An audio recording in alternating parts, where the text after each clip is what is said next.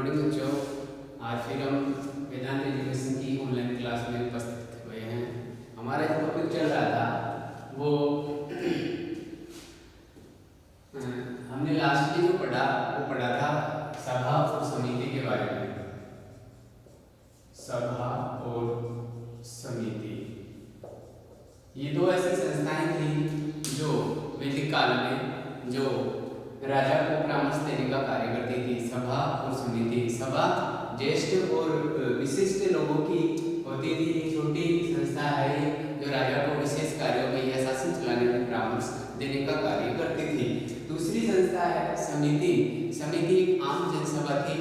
आम सभा थी जिसमें जनसाधारण लोग भाग लेते थे और इसमें राजा भी भाग लेता था। ये राजनीतिक और जो सामाजिक जो कार्य होते थे उन कार्यों पर विचार विमर्श इस समिति के माध्यम से किया जाता था। सभा और समिति को प्रजापति की पुत्रियां भी कहा गया है। तो ये दो जो संस्थाएं हैं उन संस्थाओं को ये जो संस्थाएं हैं वैदिक काल में ये राजा पर नियंत्रण करने का कार्य करती थी। नेक्स्ट जो हमारा टॉपिक स्टार्ट हो रहा है वो है महाजनपद काल। महाजनपद काल की जो बात करें हम तो महाजनपद काल है उसके माध्यम से राजतंत्रात्मक और गणतंत्रात्मक जो व्यवस्था है उसकी शुरुआत मानी जा सकती है। ये एक ऐसा काल था जिसमें जो राज्य है वो राजतंत्रात्मक भी थे, राजा का शासन भी था और गणराज्य भी थे, राजा निर्वाचित भी किया जाता था। तो महाजनपद की जो शुरुआत है, महाजनपद जो काल है, महाजनपद काल का सबसे पहले जो उल्लेख है बौद्ध ग्रंथ अंगुत्तर निकाय से मिलता है। सबसे पहले जो महाजनपदों का उल्लेख हुआ वो बौद्ध ग्रंथ अंगुत्तर निकाय में मिला है। ये जो महाजनपद है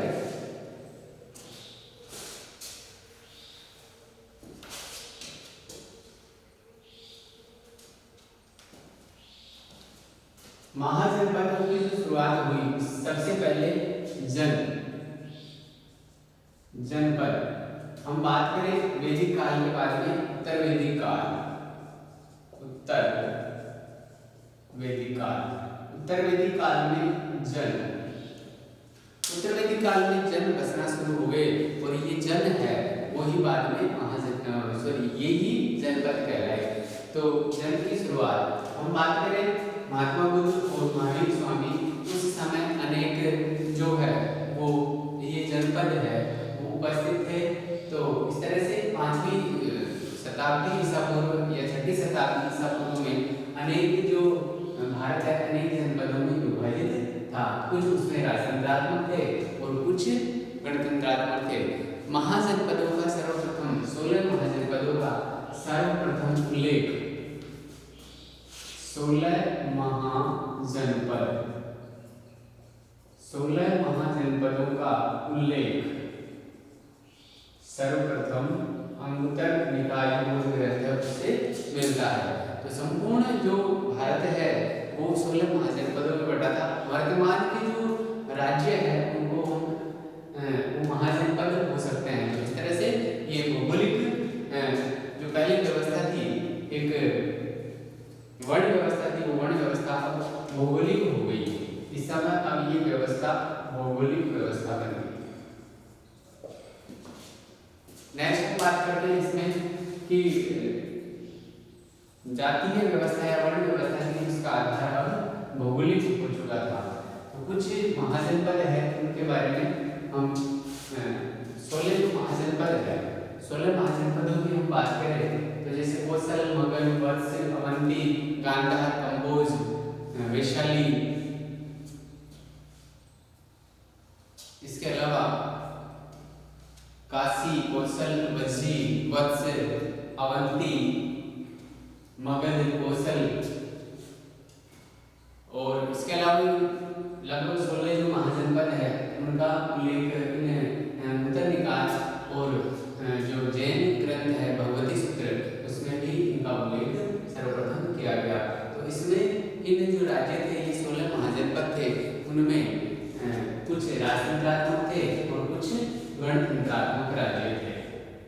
राजतंत्रात्मक जो राज्य थे जिनमें राजा का शासन था ये 4 प्रमुख रूप से जो राज्य है कोसल, मगध, वत्स और अवंती, ये राजतंत्रात्मक शासन राज्य थे। इसके अलावा कुछ गणतंत्रात्मक राज्य हैं उनका उल्लेख भी मिलता है, जैसे कपिलवस्तु के शाक्य, राम की कोलीय, सुषमा गिरी के भग, अल्पप के हुले, केसपुत के कालाम, कुशीनारा के मल, मावा के मल, पिपलीवन के मौर्य, विदेह, मिथिला के विदेह और वैशाली के विदेह। तो इस तरह से कुछ राज्य थे जो गणतंत्रात्मक, जहाँ पर राजा वंशानुगत न होकर के गणतंत्र निर्वाचित होता था वहाँ का राजा, और राजा को प्रजा के हित या लोक कल्याण के हित में शपथ लेनी पड़ती थी। तो इस तरह से महाजनपद 16 महाजनपद है, 16 महाजनपदों में कुछ गणतंत्रात्मक थे और कुछ राजतंत्रात्मक राज्य थे।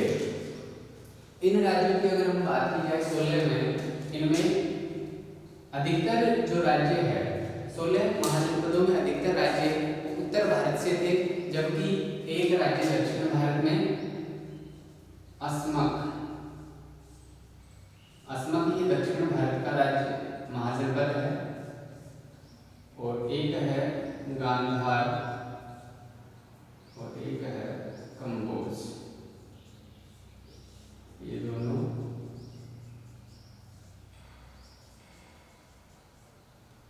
अफगानिस्तान या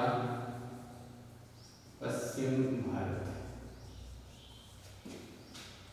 इसके अलावा 13 जो राज्य थे, 13 महाजनपद थे, वो उत्तर भारत के 13 महाजनपद उत्तर भारत।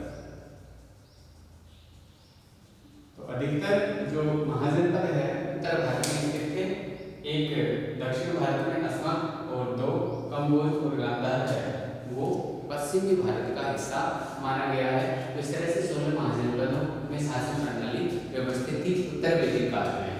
नेक्स्ट हम बात करते हैं इनकी शासन व्यवस्था। तो प्राचीन भारत में इनकी जो शासन पद्धति थी 16 महाजनपद नूतन निकाय का उल्लेख मिलता है, और कुछ गणतंत्रात्मक राज्य थे और कुछ राजतंत्रात्मक। कुछ शक्तिशाली राज्यों का उल्लेख भी हुआ है, जैसे कोसल, मगध। इन 16 महाजनपदों में सबसे ज्यादा जो शक्तिशाली राज्य था वो था मगध। सबसे ज्यादा शक्तिशाली राज्य मगध माना गया है। मगध ने अपने साम्राज्य का विस्तार किया और अनेक जो जनपद थे उनको अपने में समाहित कर लिया। इस तरह से जनपद से महाजनपद हो गए, यानी यहाँ पर जन यानी यहाँ जन मनुष्य को कहा गया है, और मनुष्य ने जहाँ पैर रखा वो जनपद बन गया। इस तरह से जनपद का निर्माण हुआ, और जब ये जनपद विस्तारित हुए तो विस्तारित होकर के ये महाजनपद बन गए। तो जब ये मनुष्य ने जहाँ जहाँ अपने पैर रखे, जहाँ बसना शुरू किया उत्तर वैदिक काल में, वो जनपद कहलाया, और जनपद का जब विस्तार हुआ वो विस्तार में ही महाजनपद बन गया। तो इस तरह से महाजनपद का निर्माण उत्तर वैदिक काल में शुरू हुआ। नेक्स्ट हम देखते हैं इसकी जो शासन व्यवस्था, शासन पद्धति है महाजनपदों की।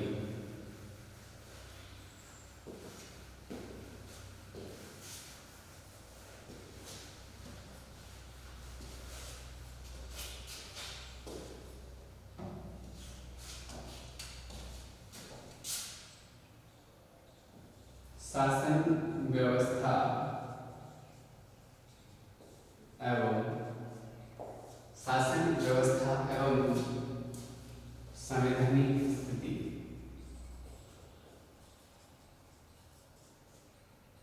संवैधानिक व्यवस्था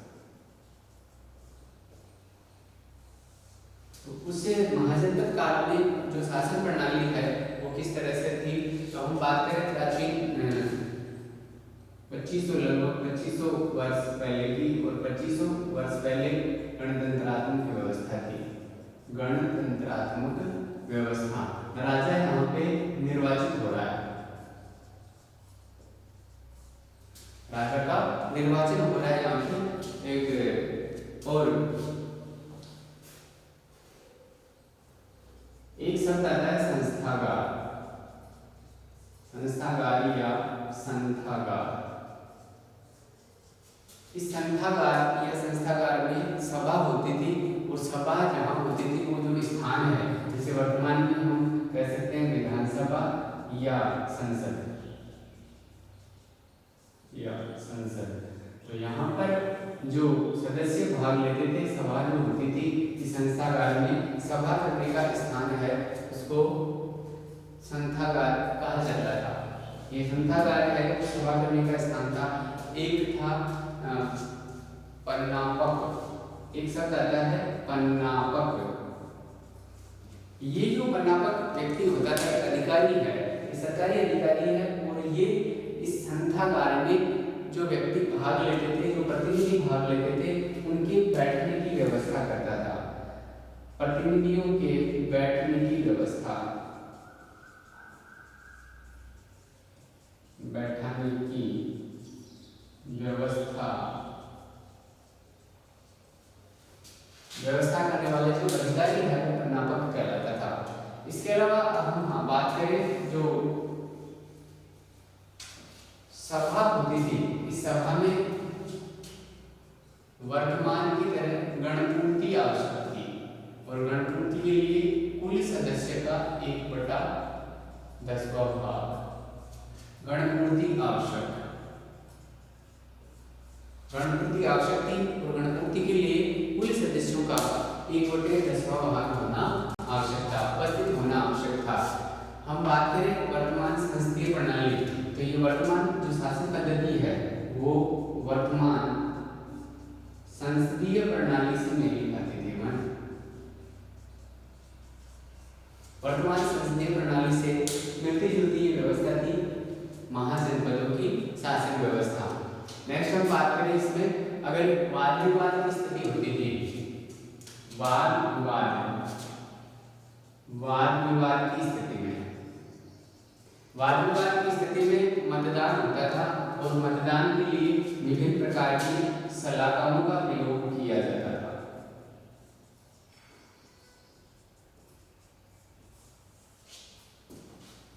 विभिन्न रंगों की सलाखें होती थी, इनका प्रयोग होता था विवादित की स्थिति में, और जो विवादित जो विषय होता था, विवादित विषय, इसको विवादित विषय को चयन समिति को सौंप दिया जाता है। तो इस तरह से हम बात करते हैं वर्तमान संसदीय प्रणाली, जैसे राज्यसभा लोकसभा होती है उसी तरह विभिन्न सदन होते थे, और यहाँ पर गणपूर्ति आवश्यक होती थी। गणपूर्ति के लिए कुल सदस्यों का 1/10 भाग अति आवश्यक था। इसके अलावा अगर कोई वाद विवाद हो गया तो वाद विवाद की स्थिति में मतदान करवाया जाता था, और मतदान में विभिन्न प्रकार की विभिन्न रंगों की सलाखों का प्रयोग होता था। ये जो विवादित विषय होते थे वो चयन समिति को सौंप दिए जाते थे। इसके अलावा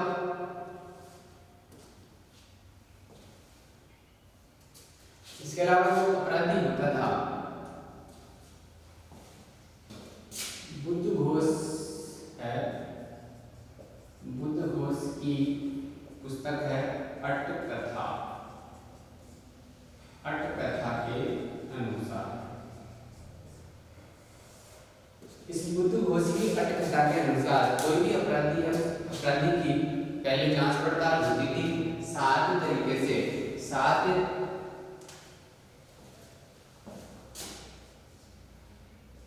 अपराधी की 7 न्यायिक अधिकारी जांच करते थे। बुद्धघोष है, उसकी पुस्तक अट्टकथा है। उस अट्टकथा के अनुसार अपराधी जो गंभीर अपराधी है, उस गंभीर अपराधी की 7 न्यायिक अधिकारी है वो जांच करते थे, और जांच पड़ताल के बाद में ही उस अपराधी को दंड दिया जाता था। तो इस तरह से एक निर्दोष व्यक्ति है उसको दंड नहीं दिया जाता था। और परंतु ये जो व्यवस्था थी, ये सारी व्यवस्था है वर्तमान संसदीय प्रणाली के अनुसार गणपूर्ति है, विभिन्न सलाखों का प्रयोग है। इसके अलावा जैसे हम बात करें पन्नापक जो व्यक्ति है, अपराधी के साथ न्यायिक अधिकारी जांच करे, तो ये सारी व्यवस्था है। ऐसी व्यवस्था लंबे समय तक नहीं चल पाई, और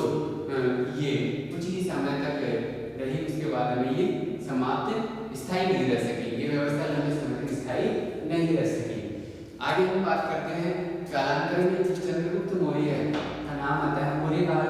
उससे चंद्रगुप्त मौर्य ने एक संगठित राज्य में 16 महाजनपदों का जो महाजनपदों में बटा हुआ था भारत, अब उसको एक संगठित करने वाला व्यक्ति मिल गया और उस व्यक्ति का नाम था चंद्रगुप्त मौर्य। चंद्रगुप्त मौर्य ने संपूर्ण भारत को एकीकृत किया, एकीकृत उसने शासन प्रणाली भारत को दी। तो इस तरह से ये महाजनपद काल।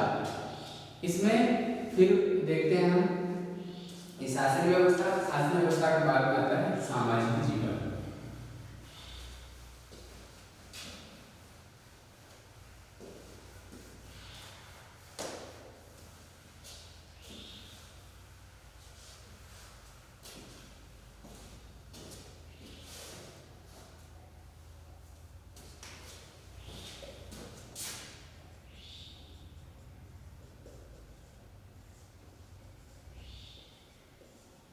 सामाजिक जीवन में पहला आता है वर्ण व्यवस्था। वर्ण व्यवस्था की हम बात करें तो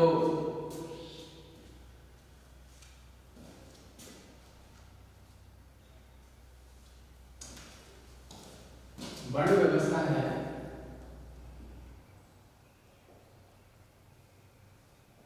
इस समय जो वर्ण व्यवस्था है वो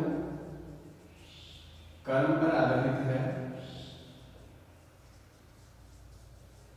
यानी अपने कार्य के द्वारा कोई भी किसी भी वर्ण का व्यक्ति है वो अपना वर्ण बदल सकता था।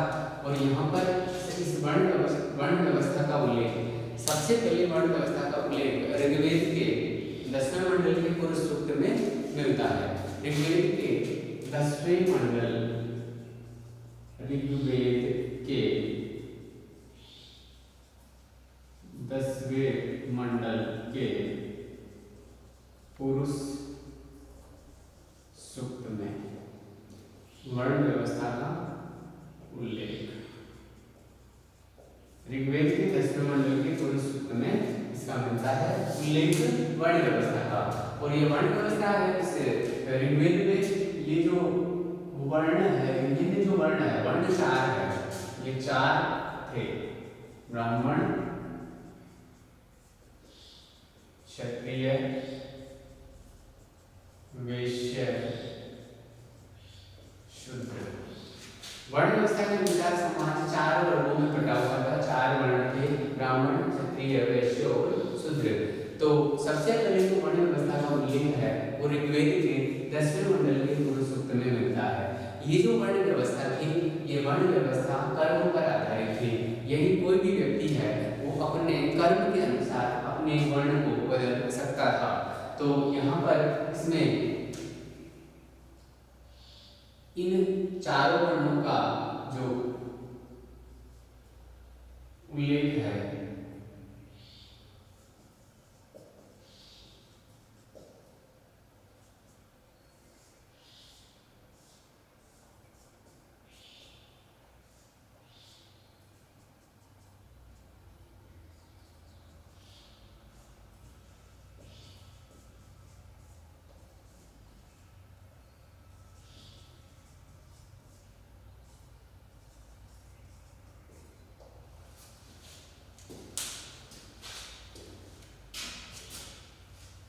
आदि पुरुष जो है उसके परम पुरुष से उत्पन्न ये भारतीय व्यवस्था के अनुसार, सामाजिक व्यवस्था के अनुसार ये परम पुरुष से उत्पन्न ये 4 जो वर्ण है, मुख से ब्राह्मण की उत्पत्ति बताई गई, क्षत्रिय भुजा से, वैश्य पेट से उदर से और शूद्र है वो पैर से।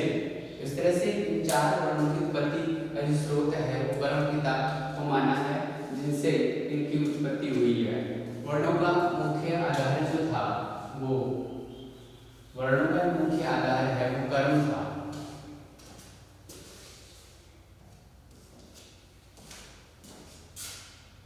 हम ये भी कह सकते हैं कि जो वर्ण व्यवस्था है वो कर्म प्रधान थी। वर्ण व्यवस्था कर्म प्रधान व्यवस्था थी। इस व्यवस्था का जो उद्देश्य था, इस वर्ण व्यवस्था का जो उद्देश्य है उद्देश्य, वर्ण व्यवस्था का उद्देश्य है व्यावसायिक कुशलता प्राप्त करना। वर्ण व्यवस्था का जो उद्देश्य था वो व्यावसायिक कुशलता प्राप्त करना था। तो इस तरह से ये कालांतर में इसमें दृढ़ता आने लगी, इस वर्ण व्यवस्था में दृढ़ता आने लगी और कालांतर में ये वर्ण व्यवस्था कर्म के बजाय कालांतर में वर्ण व्यवस्था जाति व्यवस्था में बदल गई। यानी ये जो वर्ण व्यवस्था है वो कालांतर में जाति व्यवस्था में, पहले जो कर्म प्रधान थी वर्ण व्यवस्था वो अब जाति प्रधान व्यवस्था हो गई, जन्म प्रधान हो गई है। अब इसमें कर्म की जगह जन्म आ गया, जन्म प्रधान। इस तरह से वर्ण व्यवस्था वर्ण के अनुसार समाज है तो 4 वर्णों में बटा हुआ था। कर्म आधारित जो व्यवस्था थी वो धीरे धीरे पतन की ओर चली गई। तो इस तरह से ऋग्वेद के 10वें मंडल में वर्ण व्यवस्था का उल्लेख सबसे पहले किया गया था। दूसरा था इसमें सामाजिक जीवन में आश्रम व्यवस्था।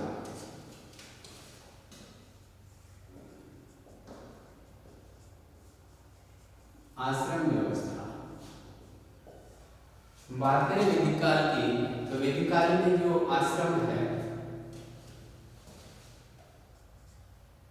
यानी जो मनुष्य की जो आयु है उस मनुष्य की आयु को, संपूर्ण जीवन को एक आदर्श परिधि में, मनुष्य के जीवन को एक संपूर्ण आदर्श परिधि में व्यक्त करने के लिए उसके जीवन को 4 भागों में बांटा। तो उस तरह से 4 आश्रम बनाए गए, आयु को 4 भागों में बांटा गया। पहला था ब्रह्मचर्य आश्रम, दूसरा है गृहस्थ आश्रम, तीसरा है वानप्रस्थ आश्रम और चौथा है संन्यास आश्रम। इस तरह से मनुष्य का जीवन है उसको एक आदर्श परिधि में रखते हुए उसको 4 भागों में बांट दिया और उसकी जो आयु है 100 वर्ष मानते हुए, 100 वर्ष आयु को 100 वर्ष मानते हुए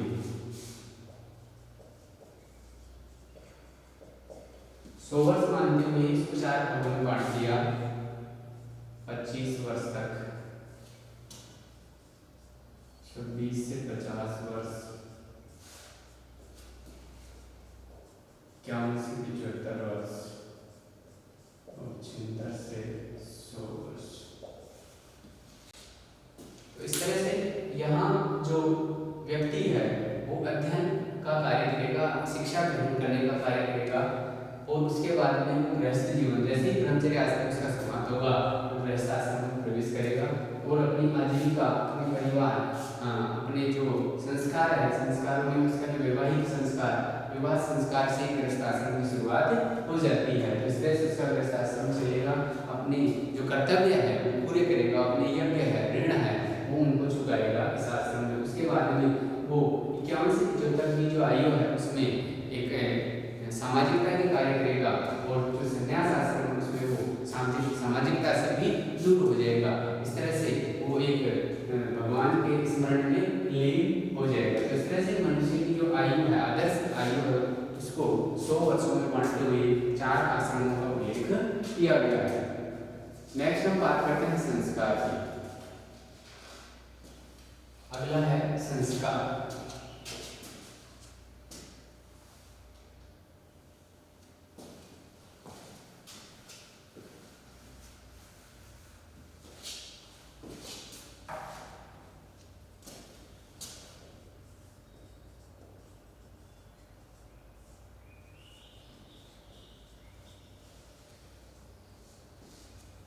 संस्कार का मतलब होता है शुद्धिकरण। संस्कार का मतलब है शुद्ध या परिष्कृत।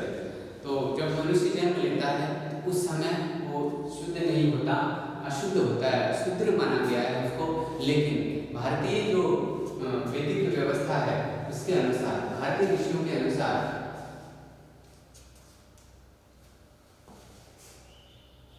संस्कार द्वारा व्यक्ति द्विज को प्राप्त होता है। द्विज का मतलब होता है दोबारा जन्म लेने योग्य, अर्थात व्यक्ति शूद्र माना गया है जब तक वो संस्कारित नहीं होता। तो भारतीय ऋषियों के अनुसार भारतीय व्यवस्था है उसमें 16 संस्कार माने गए हैं। ये 16 संस्कार गर्भाधान से शुरू होते हैं। गर्भाधान से शुरू होकर के जो अंतिम 16वां संस्कार है वो है अंत्येष्टि। तो 16 संस्कार का उल्लेख मनुष्य के जीवन काल से पूर्व यानी जब गर्भाधान से लेकर के मृत्यु तक उसके 16 संस्कार, और इन 16 संस्कार से व्यक्ति परिष्कृत होता है, शुद्ध होता है। 16 संस्कार का पालन करना अति आवश्यक है। और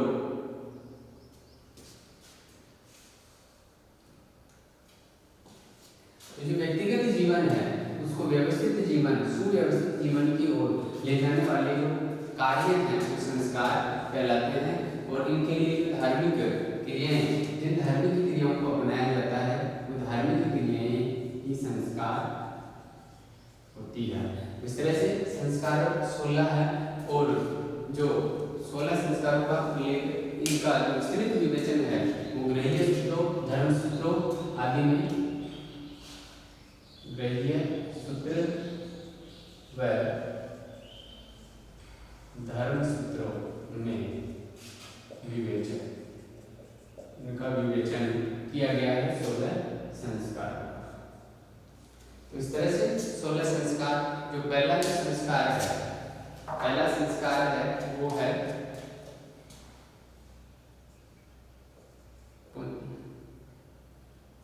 गर्भाधान, दूसरा है पुंसवन, तीसरा है जातकर्म, सीमंतोन्नयन, फिर है जातकर्म।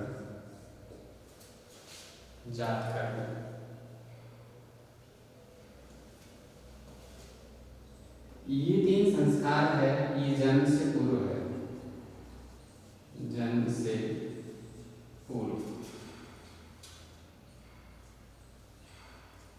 फिर उसके बाद में आता है नामकरण, नामकरण के बाद में आता है शूद्राकरण, निष्कर्मण, अन्नप्राशन,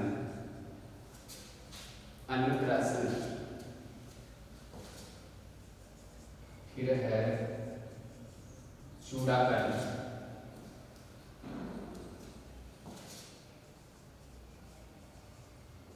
कर्णभेद, विद्यारंभ, वेदारंभ, पहले नहीं यहाँ पे ऊपर नहीं है, फिर है वेदारंभ, 1 2 3 4 5 6 7 8 9 10 11 12 वेदारंभ के बाद में केशांत, समावर्तन, विवाह और अंत्येष्टि।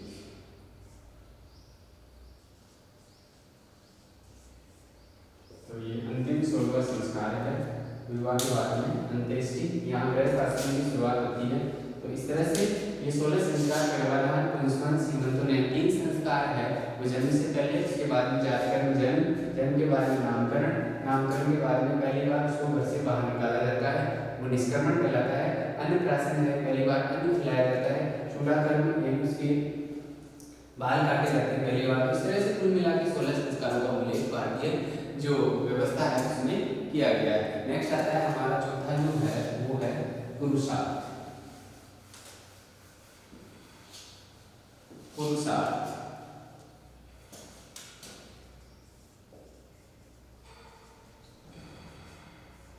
पुरुषार्थ चार है, चार पुरुषार्थ है, चार पुरुषार्थों का उल्लेख किया गया कि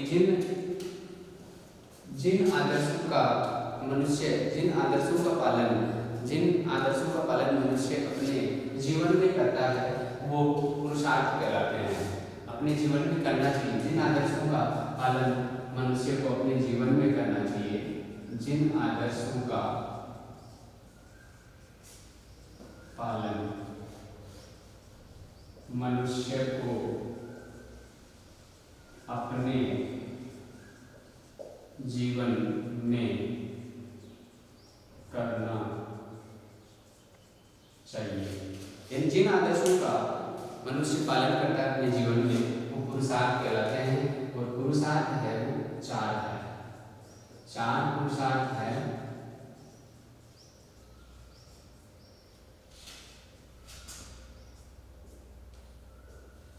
धर्म, अर्थ, काम, मोक्ष। हमने अभी इसमें आश्रम व्यवस्था है, आश्रम व्यवस्था की जो अंतिम आश्रम था संन्यास आश्रम, उस संन्यास आश्रम का जो उद्देश्य है, संन्यास आश्रम का उद्देश्य था मोक्ष प्राप्त करना। इसका उद्देश्य है मोक्ष प्राप्त करना। और यहाँ पुरुषार्थों की अगर हम बात करें तो यहाँ जो अंतिम जो पुरुषार्थ है वो भी मोक्ष है। यानी मनुष्य के ये जो तीन जो पुरुषार्थ है उसके जो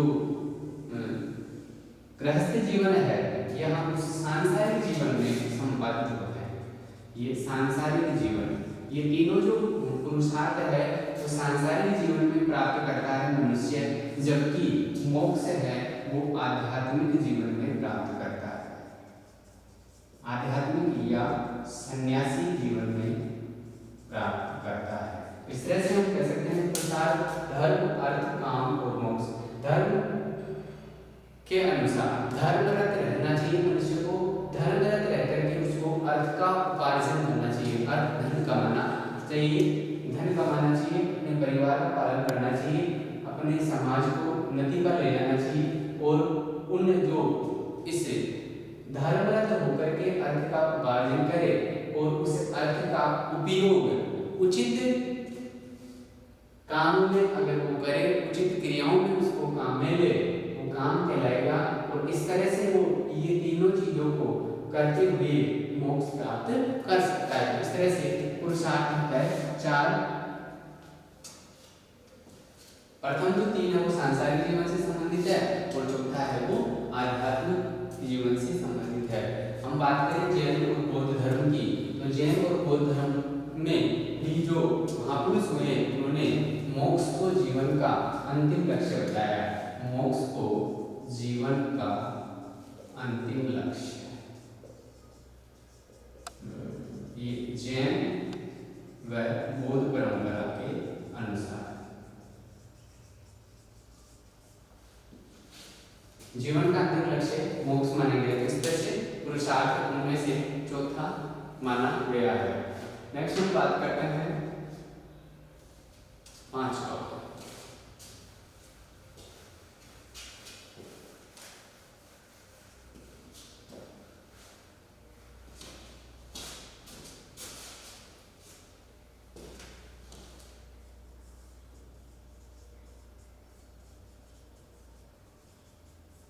ऋण व्यवस्था, ऋण व यज्ञ। ऋण व यज्ञ व्यवस्था मनुष्य को गृहस्थ जीवन में रहते हुए कुछ ऋण और यज्ञ की क्रियाएं संपादित करनी पड़ती है जो उसके जीवन में महत्वपूर्ण रूप से माने गए हैं। तो भारतीय जो संस्कृति है, भारतीय संस्कृति वो धर्म का महत्वपूर्ण आधार मानी गई है और इसमें कुछ ऋण और यज्ञों की व्यवस्था की गई है। मनुष्य गृहस्थ आश्रम में रह करके इन ऋण और यज्ञों की पूर्ति कर सकता है, इनसे पूर्ण हो सकता है, इन ऋण से पूर्ण हो सकता है। तो भारतीय परंपरा में तीन ऋण बताए गए हैं, त्रिऋण।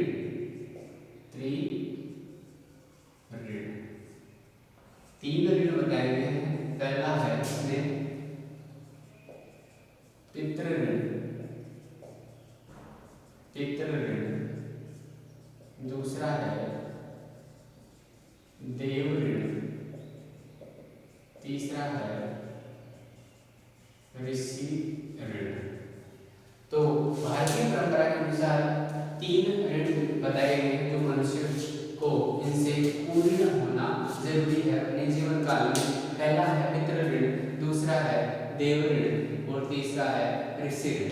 पितृ ऋण की हम बात करें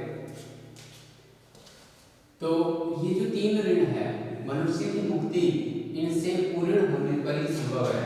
यानी जो मनुष्य गृहस्थ जीवन में जब प्रवेश करता है तो उसके लिए ये 3 ऋण है जो उसको चुकाने आवश्यक है, वरना उसकी मुक्ति संभव नहीं है। पितृ ऋण, दूसरा देव ऋण, तीसरा ऋषि ऋण। पहला जो पितृ ऋण है, पितृ ऋण का मतलब यह है कि संतान उत्पत्ति के द्वारा वो अपने पिता का जो ऋण है उसकी पूर्ति है वो कर सकता है। यानी संतान उत्पत्ति के द्वारा अपने वंश की उत्पत्ति या वंश की जो परंपरा है उसका संवर्धन करते रहना, ये पितृ ऋण है। देव ऋण है, दूसरा है देव ऋण। यज्ञ के द्वारा देव ऋण से वो मुक्त हो सकता है। देवताओं को प्रसन्न करना, यज्ञ के द्वारा देवताओं को प्रसन्न करना। और तीसरा है ऋषि ऋण। ऋषि ऋण यानी ऋषि से जो ज्ञान प्राप्त है हुआ, ऋषि से जो ज्ञान प्राप्त हुआ उस ज्ञान का संवर्धन करना, उस ज्ञान को आगे बढ़ाना, ये ऋषि ऋण है। तो इस तरह से ये 3 ऋण है, इनसे मुक्त होने पर ही मनुष्य की मुक्ति संभव है। इसके अलावा 5 यज्ञ भी है जिनको पंच महायज्ञ कहा गया है। 3 ऋण और पंच महायज्ञ, पंच महायज्ञ। इसमें पहला आता है ऋषि यज्ञ, ऋषि यज्ञ। दूसरा आता है देव यज्ञ, देव यज्ञ। तीसरा आता है पितृ यज्ञ। चौथा आता है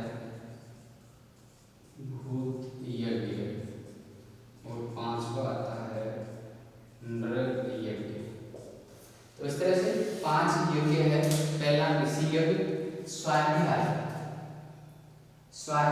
और अपने ऋषि का सम्मान करना, ऋषि के विचारों का अनुसरण, स्वाध्याय या और अपने जो गुरु है उसके वचन का, उसके विचारों का अनुशीलन करना ही ऋषि यज्ञ है। और ये दैनिक जो कार्य है यानी दैनिक रूप से प्रत्येक गृहस्थ के लिए ये आवश्यक है। ये 5 जो है प्रत्येक गृहस्थ के लिए आवश्यक।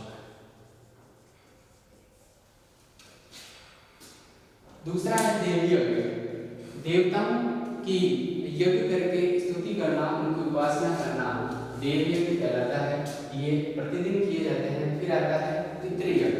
पितृ यज्ञ माता पिता की सेवा करना, वृद्धजनों की सेवा करना, बीमार की सेवा करना, ये पितृ यज्ञ से संबंधित होता है। एक होता है भूत यज्ञ, यानी भूत यज्ञ से संबंधित है विभिन्न प्रकार के जो प्राणी जीव जंतु है उनके प्रति दया रखना, उनको भोजन खिलाना प्रतिदिन, ये सभी भूत यज्ञ से संबंधित है। और लास्ट है नृप यज्ञ। नृयज्ञ या नृयज्ञ कहा जाता है इसको। और ये है संपूर्ण मानव के कल्याण के लिए, संपूर्ण मानव के लिए, मानव के कल्याण के लिए